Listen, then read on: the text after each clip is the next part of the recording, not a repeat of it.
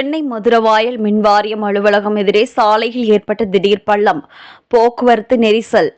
திடீர் பள்ளத்தை விரைந்து சரி செய்யும் பணியில் சென்னை மாநகராட்சி மற்றும் மெட்ரோ குடிநீர் நிர்வாக ஊழியர்கள்.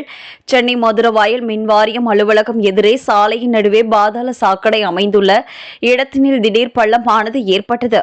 சுமார் 3 அடி ஆழத்திற்கு ஏற்பட்ட இந்த பள்ளத்தால் அந்த பகுதியில் பெரும் பரபரப்பு ஏற்பட்டது.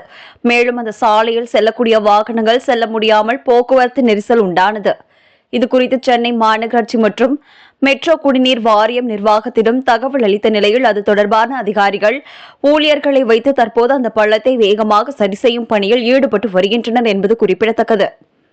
மழை காரணமாக சாலை உள்வாங்கியதால் இந்த பள்ளம் ஏற்பட்டுள்ளது. நேற்று முன்தினம் கூட இதே மதுரவாயல் அருகே பல்லவன் நகர் பகுதியில் பெரிய ராட்சத பள்ளம் திடீரென ஏற்பட்டது.